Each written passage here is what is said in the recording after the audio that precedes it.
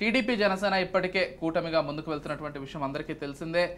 కలిసి సభలు ఏర్పాటు చేస్తున్నారు, ఒకరి జెండాలు ఒకరు మోస్తున్నారు, మొత్తం వ్యవహారం చూస్తున్నాం. కాకపోతే ఇక్కడ బీజేపీ స్ట్రాటజీ ఏంటి? అసలు బీజేపీ కలవనుందా, కలవదా, లేకపోతే కూటమికి దూరంగా ఉండాలనుకుంటుందా? అసలు ఏం జరుగుతోంది పొత్తుల్లో భాగంగా? బీజేపీ పొత్తులో సంబంధించి ఒక చిన్న ముందడుగు వేసి మొత్తం వ్యవహారాన్ని మొత్తం ఇప్పుడు తన చేతిలో తీసుకుంది, రాజకీయాన్ని మొత్తాన్ని. అంటే బీజేపీ నిర్ణయం కోసం రెండు పార్టీలు ఎదురు చూస్తున్నటువంటి పరిస్థితి ఉంది. రెండు పార్టీలే కాదు, అవతల ఉన్నటువంటి పార్టీ కూడా, అధికారంలో ఉన్నటువంటి పార్టీ కూడా ఎదురు చూస్తున్నటువంటి పరిస్థితి ఉంది. మొత్తంగా ఆంధ్రప్రదేశ్ రాజకీయాలను చూస్తే ఇప్పుడు బీజేపీ అంటే 1% కూడా ఓటు లేని బీజేపీ మొత్తం ఆంధ్రప్రదేశ్ రాజకీయాన్ని నిర్దేశిస్తుందని చెప్పాల్సినటువంటి పరిస్థితి. అంటే ఇక్కడ ప్రధానమైన అంశం ఏంటంటే పొత్తులో ఉంటుందా ఉండదా తేలితే, ఇప్పుడు పొత్తులో భాగంగా ఒకవేళ నిజంగానే పొత్తులో ఉంటే బీజేపీకి ఏమి సీట్లు ఇవ్వబోతున్నారు. ఇప్పుడు బీజేపీలో కొంతమంది బలమైనటువంటి నాయకులు కూడా అభ్యర్థిత్వం ఆశిస్తున్నారు. ఫర్ ఎగ్జాంపుల్ జీవీఎల్ నరసింహారావు, ఎప్పుడో కేంద్రంలో ఢిల్లీ బేస్డ్గా రాజకీయాలు చేసేటువంటి జీవీఎల్ నరసింహారావు విశాఖపట్నం ఎంపీ సీట్ ఆశిస్తున్నారు.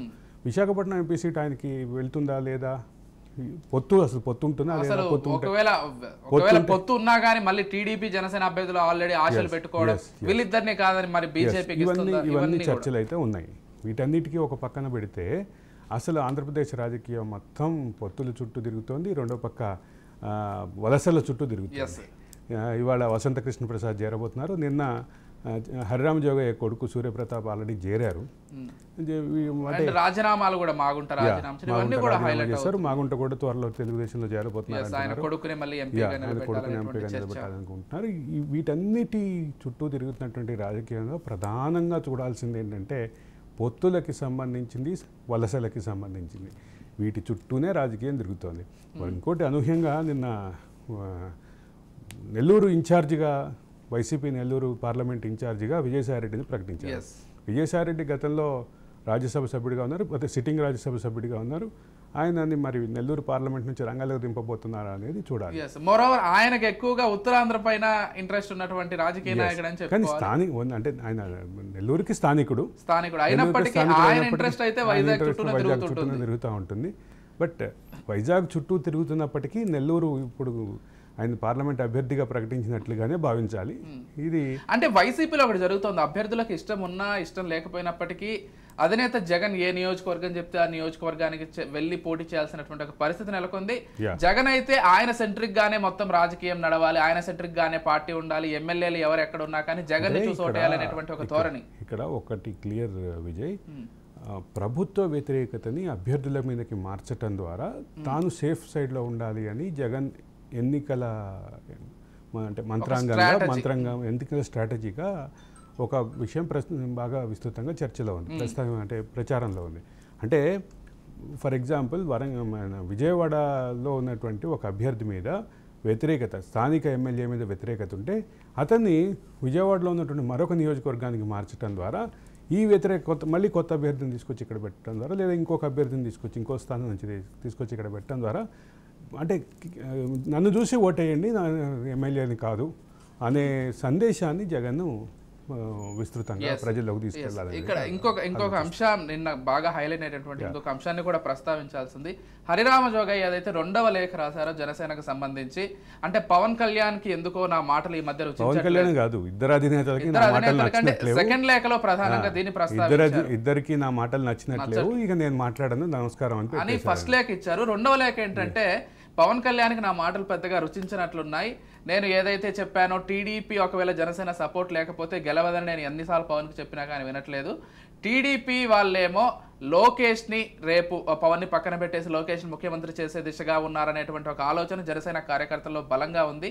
వీటన్నిటిని చూసుకోవాలి, నేను ఎప్పుడూ కూడా పవన్ వెనక ఉంటా అనేటువంటి ఒక లేఖను కూడా ఆయన విడుదల చేశారు. నిన్న లేఖ విడుదల చేసిన కాసేపటికే హరిరామ జోగయ్య కుమారుడు వెళ్ళి వైసీపీలో చేరారు. అంటే దీని క్రోనలాజికల్ ఆర్డర్ ఒకటి చూస్తే మాత్రం ఈ లేఖ ఎందుకు వచ్చిందో అర్థమవుతుంది. అంతకంటే మనం మాట్లాడటానికి కూడా ఎక్కువేం లేదు. అయితే అంటే ఒక పక్క సిద్ధం సభలు, మరో పక్క కథలు రా సభలు, అంటే ఇక్కడ ఒక విషయం, కాపు సామాజిక వర్గానికి సంబంధించి పవన్ ఎక్కడైనా అంటే ఆ సామాజిక వర్గం పవన్ విషయంలో డైవర్ట్ అయ్యే అవకాశం ఉంది. ఎందుకంటే మరోవైపు ముద్రగడ కూడా ఆయన ఎక్కడి నుంచి పోటీ చేస్తున్నారో పవన్ కళ్యాణ్, ఆయన ఫ్యామిలీ నుంచి ముద్రగడ కావచ్చు, ఇతరుని కావచ్చు నిలబెట్టాలనేటువంటి ఆలోచన కూడా జగన్కు ఉంది. ఈ నేపథ్యంలో కాపు ఓటుకు సంబంధించి ఏం జరగబోతోంది అంటే ఇప్పుడు ఈ చర్చలో ప్రధాన పాత్ర పోషిస్తోంది ఉభయ గోదావరి జిల్లాలు, అంటే ఉమ్మడి జిల్లాలు, రెండు ఉభయ గోదావరి ఉమ్మడి జిల్లాలు ఏవైతే ఉన్నాయో దానికి దగ్గర ఉన్నటువంటి సీట్ల చుట్టూనే చాలా రాజకీయం జరుగుతుంది. మనం ఇంతకుముందు కూడా మాట్లాడుకున్నప్పుడు రాజమండ్రి రూరల్, రాజమండ్రి అర్బన్ రెండు జనసేన అడిగినటువంటి పరిస్థితి ఉండింది. అయితే రాజమండ్రి అర్బన్కి అభ్యర్థిని ఆల్రెడీ ప్రకటించేశారు. రాజమండ్రి రూరల్ ప్రాంతం ఏదైతే ఉందో రూరల్ ప్రాంతానికి వివాదం ఉంది. ఇద్దరు, ఒక పక్క దుర్గేష్, మరో పక్క సిట్టింగ్ ఎమ్మెల్యే కూడా గోరంట్ల బుచ్చయ్య చౌదరి. గోరంట్ల బుచ్చయ్య చౌదరికి ఉన్నటువంటి పాజిటివ్ ట్రాక్, లాయల్టీ ఇవన్నీ పెడితే రెండో పక్కన జనసేన బాగా పట్టుబడుతున్నటువంటి నియోజకవర్గాలు అదొకటి. దీనికి ఎక్కడ సొల్యూషన్ దొరుకుతుంది? మొత్తం రాజమండ్రి అంటే ఉభయ గోదావరి జిల్లాలు, దాంట్లో రాజమండ్రి రూరల్ సీటు, వీటన్నిటిలో చాలా సంక్లిష్టత నెలకొన్నటువంటి పరిస్థితి ఉంది. అయితే ఒకవేళ పవన్ కళ్యాణ్ పిఠాపురం నుంచి పోటీ చేస్తారన్న వార్త అయితే వినిపిస్తున్నాయి. పిఠాపురం అంటే తెలుగుదేశం నాయకుడు వర్మ ఇప్పటికే ఆ డెసిషన్ వెల్కమ్ చేస్తున్నటువంటి పరిస్థితి ఉంది. వెల్కమ్ చేసే క్రమంలోనే ఆయన ఒక మాట కూడా చెప్పారు, నేను మొత్తం హానెస్ట్గా పనిచేస్తాను. రెండోది దెందులూరు, అంటే దెందులూరుకి బాగున్న అంటే గతంలో సిట్టింగ్ ఎమ్మెల్యేగా ఉన్నారు. ఆ తర్వాత 5 సంవత్సరాల నుంచి అనేక కేసులు ఎదుర్కొంటూ గట్టి పోరాటం చేస్తున్నటువంటి వాడిగా తాను పోరాట ఎదురుగా ప్రకటించుకుని దెందులూరు నా సామ్రాజ్యం అని చెప్పినటువంటి చింతమనేని ప్రభాకర్ కూడా పవన్ కళ్యాణ్ వస్తే నేను భుజాల మీద ఎక్కించుకుని గెలిపిస్తా అన్నారు.